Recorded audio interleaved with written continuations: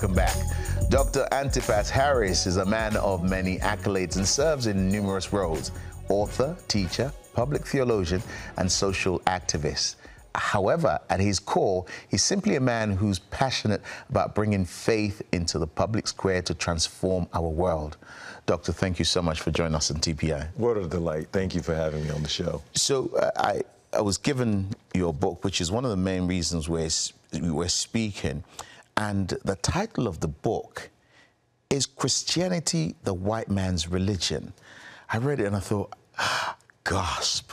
Why on earth would you write such a provocative... I mean, the title is provocative for a lot of people. Yeah. Why that? Well, you know, the question is on the street. And as a public theologian, I'm concerned about the church becoming disconnected from the concerns that are on the street. I was teaching a course at Regent University when I was a professor there.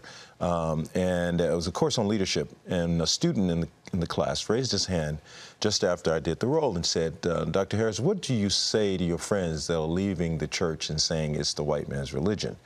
And I said, beg your pardon? And he repeated the question. And I thought, is he throwing me off because he hasn't read for today? Or is this a real question?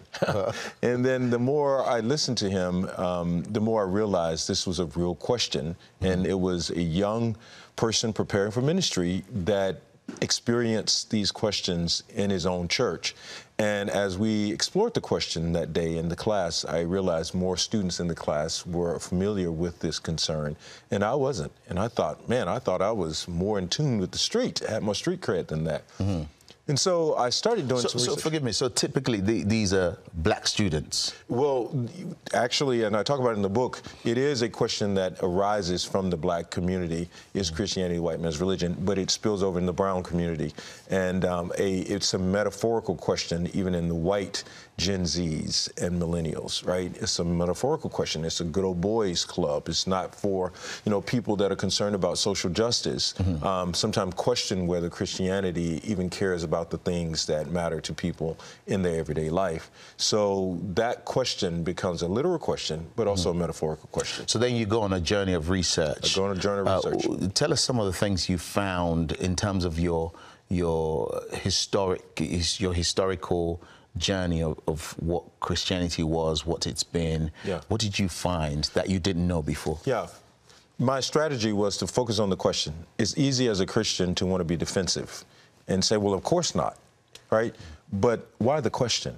And the more I explore the question, the more I understand why the question. Mm-hmm. When you look at identity concerns among young people, especially people of color, black people in America, African Americans want to know where we came from. Who are we? Did our identity really start in the pressure cooker of slavery, or was there something before that where we can hang on to that is more dignified? In an information age, people are learning whether it's true knowledge or not. Internet gives us all kind of information. And people are discovering things they didn't know about our history, and the ways in which even the Christian community or Christian history sanctioned slavery and colonization and oppression and all types of things that were done in the name of the faith. I noticed that you went to, I think, Angola and places like that. But for you, I mean, you're a professor, right. So you're well-read, you've written many papers, so there was a lot you know about the world that average people don't know. Right. What was the most alarming yet enlightening thing that you found in your research for this book? What's interesting is I knew that Christian history sanctioned slavery. I knew that from books, from oral history, so forth. But when I went to Angola, and I understood it on the ground, what they actually did, and how merchants went there and they told the people they were descendants of Cain, and that their only redemption was through baptism and to be exported into the new world, and sort of brainwashed the local people to accept this as their reality, and if they didn't, they would then kill them. When I went to the Cape Coast castles in Ghana, and I saw how there was a church above the slave dungeon, and how they worshipped up top while they were oppressing people in the bottom, to touch the floor. And there was a research in what is this substance that is on the floor that they were trying to figure out. You know, the walls were made of oyster shells, and what's the floor made out of? And when the archaeologists dug it up and they took it to the laboratory, they learned this was human feces and blood that had painted the floor and gotten hard over the years. So you understand, why would people wonder if Christianity is for the people that it has for 400 years? Standing on that soil, 400 years was real. I mean, but Doc, I hear you. And so what's your response to some people, both black and white, who say, but Doctor, that's the past. We're new creation. There's neither Jew nor Gentile, neither black nor white. Why are you digging into the past? We're in a new millennium. We've we're living free. I mean, we've got AI now. Life is good. Everything we are and everything we experience today is because of something in the past. Even our faith is built on a historical event of Christ on the cross. Easter is about what happened, the resurrection. Christmas is about what happened in the past, the birth of Christ.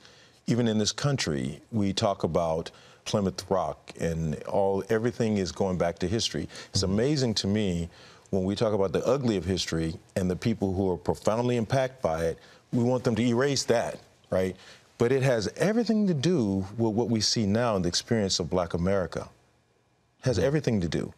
And to try to take that away is to not be true to what we say and who we say we are as Christians. Is it that the impact you see, not only as an academic, but you're also a practicing minister? Oh, absolutely. Is that just in America? What are the impacts of what you research and what you've seen in places like Africa? Yeah, it's in Africa, it's in South Africa, it's in Ghana, it's everywhere. There's this contending with identity and who Christ is and who is Christ really for. Now, I'm a Christian apologist. I am a public theologian. I am a spirit-filled Christian. And so I believe that we have to revisit this and not dismiss the question and the information that gives rise to the question, but give a responsible answer to the question that's deeply rooted in the original faith that Christ intended. And we have to admit that American history has not always been favorable to blacks, and Christian history has not always cultivated the principles of Christ, right? And part of our Christian duty is to take seriously history, the good, bad, and indifference. And we can redeem the faith from the clutches of negative history because the faith has survived through it all, because it is true. Christ's message of love is true, and that's what I'm trying to get at in the book. Now, Doctor, please stay with us, because I'm intrigued to find out from you what redeeming the faith looks like, especially for, let's say, a pastor in Lagos somewhere who has a crowd of 10,000. Many of them are young people, and everything is fine as far as he's concerned. What red flags do you see, and what can he do about? What can she do about it? What can we do about it as a community? Well, stay with us. We have more from Dr. Harris after this.